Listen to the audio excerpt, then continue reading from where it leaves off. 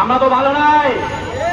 আমাদের মাজার বিভিন্ন রওজা শরীফ ভাঙা হচ্ছে, এভাবে দেখছেন কিভাবে ভাঙা হচ্ছে। আপনারা একদিকে কথা বলছেন, বিভিন্ন ধর্মের বিভিন্ন মানুষেরা কথা বলছে যে বিভিন্ন ধর্মের উপাসনালয় তাদের গির্জা মন্দির পাহারা দিচ্ছেন, এখানে ইমানের কথা বলছেন, কিন্তু আপনারা মাজার রওজা ভাঙছেন আর সেখানে বলছেন নাকি হ্যাঁ ইমানের দাবি। এটা কেমন কথা বলেন? এটা তো ইমান নয়। ইমান কি বলুন? আপনারা জানেন ইমান কি? জানেন না, কিন্তু কেমন এমন কাজ করছেন? বিভিন্ন মাজার বিভিন্ন দরবার ভাঙছেন, শুধু ভাঙছেন না, তাদেরকে বাসস্থান হারা করছেন, সেখানকার দান বার্ষক অর্থ লুটপাট করছেন, বিভিন্ন ঘরের বিভিন্ন আশেপাশে ঘরের অর্থ সম্পদ লুটপাট করে কথা বলছেন ইমানের কথা। এটা কেমন কথা? আমরা কি দেখছি না? আপনারা তো ধর্মের নামে ব্যবসা শুরু করছেন। দেখুন, লক্ষ্য করুন, সর্বপ্রথম আমাদের দরবার বিভিন্ন দরবার শরীফ যেসব রয়েছে, নানান নরসিংদী আলী পাগলার মাজার আপনারা ভাঙছেন, সেখানে শুধু ভাঙেনি নাই, বিভিন্ন দরবারের এই দরবার শরীফের যারা সংযুক্ত ছিল তাদের ঘর বাড়ি ভাঙন হচ্ছে, সেখানে লুটপাট করা হচ্ছে এবং সেই সাথে সেই অর্থগুলো লুটপাট করে সেগুলো দিয়ে বিভিন্ন ধরনের তারা প্রতিষ্ঠান তৈরি করছে। তারা আবার বিভিন্ন জনগণের মাধ্যমে বিভিন্ন সোশ্যাল মিডিয়ার মাধ্যমে তারা ডাক দিচ্ছে এই রওজা শরীফ ভাঙার মাধ্যমে।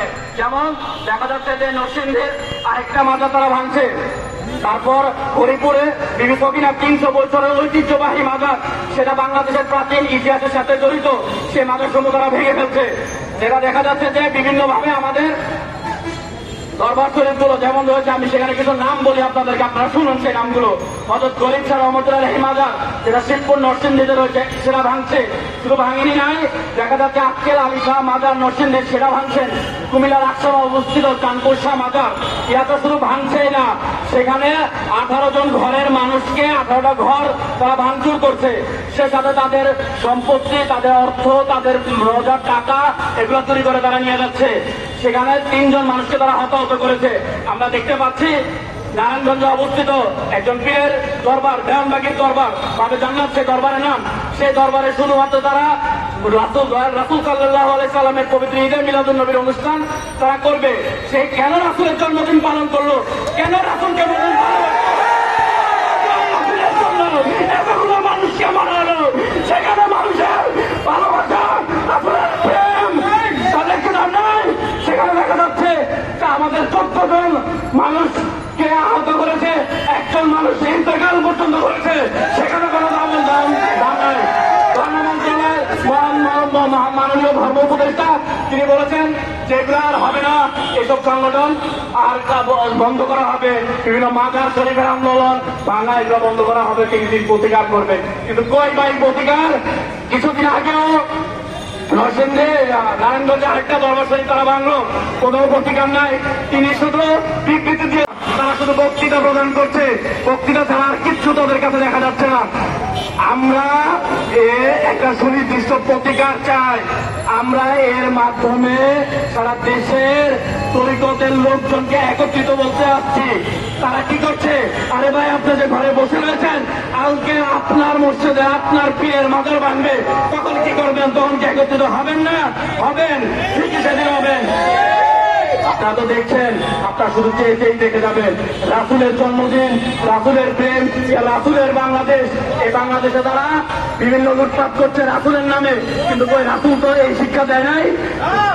এই যে ফেসবুকে আপনারা দেখতে পাচ্ছেন 25,000 মানুষ এখানে ভোট দিচ্ছে যে তারা গোলাপ শাহ মাজার ভাঙতে যাবে। এখানে অবস্থিত, আমরা অবশ্যই চিনি গোলাপ শাহ মাজার, কিন্তু কই এই গোলাপ শাহ মাজারের টাকা দিয়া, এই গোলাপ শাহ মাজারের পয়সা দিয়া, এই মানুষের অর্থ দিয়া তারা মসজিদ বানাইছে, মসজিদ ইসলাম। কিন্তু আর সেই মসজিদের ইমাম এই গোলাপ শাহ মসজিদ ভাঙার জন্য তিনি বলছে এই মসজিদের লোকজন বিরোধিতা করছে গোলাপ শাহ মাজার। ইহা কি সাম্প্রদায়িকতা? এটা তো সাম্প্রদায়িকতা না। সম্মানিত সুধী মন্ডলী, অনেকক্ষণ এইসব বিষয়ে আলোচনা করলাম, আপনারা সবাই শুনেছেন এবং বুঝতে পেরেছেন বর্তমান দেশের এই রওজা শরীফ এবং মাজার শরীফের ভাঙার অবস্থাগুলো। আমি আমার মহামূল্যবান এই বক্তব্য এখানেই সমাপ্ত করছি। আসসালামু আলাইকুম এবং সম্মানিত সবাই ভালো থাকবেন। 24 সালের আমাদের ছাত্র জনতা যারা শহীদ হয়েছেন তাদেরকে স্মরণ করে, আপনারা কি জানেন শহীদের তালিকায় গত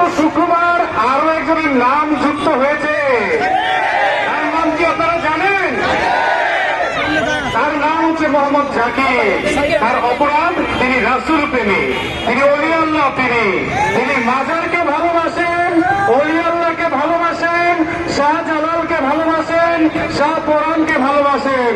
তাকে নৃশংসভাবে প্রহার করে হত্যা করা হয়েছে। এ কেমন বিচার? আপনারা এই বাংলা ভারত উপমহাদেশে ইতিহাস গবেষণা এবং অধ্যয়ন করে দেখুন, এই বাংলা ভারত উপমহাদেশে কারা ইসলাম এনেছে। আপনার 3 পুরুষ, 4 পুরুষ, 5 পুরুষ পিছনে যান, নামটা কি আসে দেখুন। শ্রী শ্রী আব্দুর রহিম, শ্রী শ্রী আব্দুল করিম। শ্রী শ্রী কেন? মুসলমানের নামের মধ্যে শ্রী শ্রী কেন আমি জানতে চাই। আপনারা কেউ জানেন সাংবাদিক ভাইরা? আপনারা জানেন শ্রী শ্রী কেন? কারণ আমাদের বাপ দাদা, পরদাদা, প্রপিতামহ তারা হিন্দু ছিলেন, তাহলে তাদেরকে মুসলমান বানিয়েছে কারা? Shahjalal Yemeni, Shahparan Yemeni. গানে বলে সুরমা নদী পারি দিলা যায় না মাঝে চরে, বাবা যায় না মাঝে চরে, শাহজালাল বাবা রে, শাহপরাণ বাবা রে, একবার দেখা দাও আমারে। তো এই শাহজালাল রহমতুল্লাহ তখন সিলেটে হিন্দু রাজা গৌর গোবিন্দ তিনি শাসন করতেন। তার দুঃশাসনে মুসলমানরা কোন ধর্মীয় কাজ করতে পারত না। তিনি এসে এই হিন্দু রাজা গৌর গোবিন্দকে পরাজিত করে এবং এই তার দুঃশাসনের অবসান ঘটিয়ে বাংলাদেশে ইসলামের প্রচার ঘটাবে। যাই হোক, উপস্থাপক হিসেবে আমি আজকে আর কথা বাড়াবো না। আমাদের এই মানববন্ধনের কার্যক্রম সাংবাদিক ভাইয়েরা দয়া করে ধৈর্য ধরে অপেক্ষা করুন, এখনই শুরু হচ্ছে। এবং আজকে আমরা তরিকতপন্থী ছাত্র সংগঠন এই শান্তিপূর্ণ মানববন্ধনের আয়োজন করেছি। সেটার কারণ হচ্ছে বাংলাদেশকে অস্থিতিশীল করে দেওয়ার লক্ষ্যে বিভিন্ন স্বার্থান্বেষী মহল বাজার, দরবার এবং খানকাগুলোতে ভাঙচুর, অগ্নিসংযোগ, লুটপাট ও হামলা চালাচ্ছে। আমরা এর তীব্র নিন্দা ও প্রতিবাদ জানাই। আজকের মানববন্ধনে হামলা চালানো হয়েছে গরিব শাহ রহমতুল্লাহ, শিবপুর, নরসিংদী, শেখ শরীফ শাহ বাজার শরীফ, পারুলিয়া দরগা শরীফ, নরসিংদী, পলাশ থানা, বাবে জান্নাত, দেওয়ানবাগির দরবার, জালিয়াপুরের ছাড়খাড় করে দেওয়া হয়েছে। একজন নিহত বা শহীদ হয়েছে। বাবে বরকত দেওয়ানবাগ শরীফে হামলা চালিয়ে মূল তোরণ ভেঙে ফেলা হয়েছে। ঠিকানা অবস্থিত বাবে বরকত দেওয়ানবাগ শরীফ হামলা চালিয়ে মূল তোরণ ভেঙে ফেলা হয়েছে। অনেক জায়গায় আহত হয়েছে, কিন্তু সেনাবাহিনীর চেষ্টায় সেখানে তারা ব্যাপক ক্ষতি সাধন করতে পারেনি। চাঁদপুরি শাহ বাজার, পারুলিয়া দরগা শরীফ, কেলালি শাহ বাজার 300 বছরের পুরনো ব্রিটিশ চৌকিদার। আমার সোনার